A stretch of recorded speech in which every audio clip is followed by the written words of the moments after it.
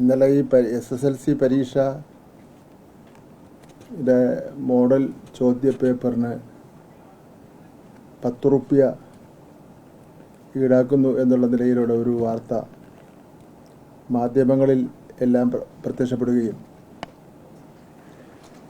അതിൻ്റെ അടിസ്ഥാനത്തിൽ KSU അടക്കം ചില വിദ്യാർത്ഥി സംഘടനകൾ സമരം പ്രഖ്യാപിച്ചതിൻ്റെ അടിസ്ഥാനത്തിലാണ് ചില വസ്തുതകൾ പറയുന്നതിന് വേണ്ടി ഈ വാർത്താ സമ്മേളനം വിളിച്ചിട്ടുള്ളത്.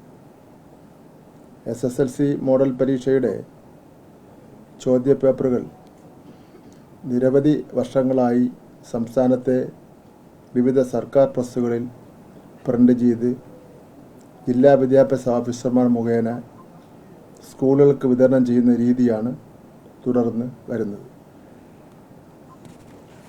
പ്രസ്തുത ചോദ്യപേപ്പറിൻ്റെ പ്രിൻറ്റിംഗ്, വിതരണം എന്നിവയുടെ ചെലവുകൾക്കായി SC, ST, OEC വിഭാഗങ്ങൾ, സാമ്പത്തികപരമായി വളരെ പിന്നോക്കം നിൽക്കുന്ന വിദ്യാർത്ഥികൾ എന്നിവരൊഴികെ ഫീസ് ഇളവിന് അർഹത ഇല്ലാത്ത പരീക്ഷാർത്ഥികളിൽ നിന്നും 10 രൂപ വീതം ബന്ധപ്പെട്ട ഹെഡ് മാസ്റ്റർമാർ മുഖാന്തരം ജില്ലാ വിദ്യാഭ്യാസ ഓഫീസർമാർ ശേഖരിച്ചു വരികയാണ്. ചോദ്യപേപ്പർ വിതരണത്തിന് ചിലവാകുന്ന തുക കഴിച്ച് ബാക്കിയുള്ള തുക പൊതുവിദ്യാഭ്യാസ ഡയറക്ടറുടെ കാര്യാലയത്തിൽ QIP വിഭാഗം വിദ്യാഭ്യാസ ഉപ ഡയറക്ടർക്ക് ജില്ലാ വിദ്യാഭ്യാസ ഓഫീസർമാർ DD ആയി കൈമാറുന്ന നടപടിയാണ് കാലാകാലങ്ങളായി തുടർന്ന് വരുന്നത്.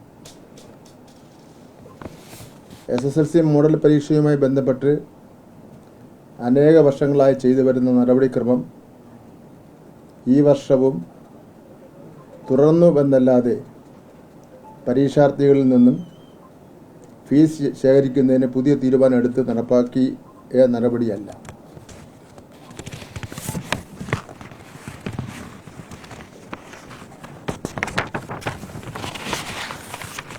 മുൻവർഷങ്ങളിൽ SSLC മോഡൽ പരീക്ഷയുമായി ബന്ധപ്പെട്ട് പുറപ്പെടുവിച്ച സർക്കുലറുകൾ ഇക്കാര്യം വ്യക്തമാണ്. SSLC പരീക്ഷ എഴുതുന്ന 4 ലക്ഷത്തിലധികം കുട്ടികളിൽ നിന്ന് 40 ലക്ഷത്തോളം രൂപയാണ് ഫീസിനത്തിൽ സ്വീകരിക്കുന്നത്. 2013 മോഡൽ പരീക്ഷയുടെ സർക്കുലർ നിങ്ങൾക്ക് ഏവർക്കും പരിശോധിക്കാവുന്നതാണ്. അതിൻ്റെ കോപ്പി നിങ്ങൾക്ക് പറയാൻ തരാം. അതിൽ ചോദ്യപേപ്പർ അച്ചടിച്ച് വിതരണം ചെയ്യുന്നതിനുള്ള ചെലവുകൾക്കായി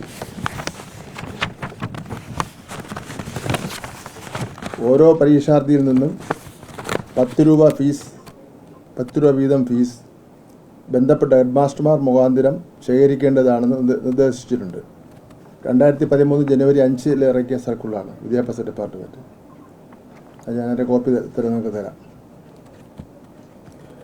അക്കാലത്ത് കേരളം ഭരിച്ചിരുന്ന UDF ഗവൺമെൻറ്റാണ്.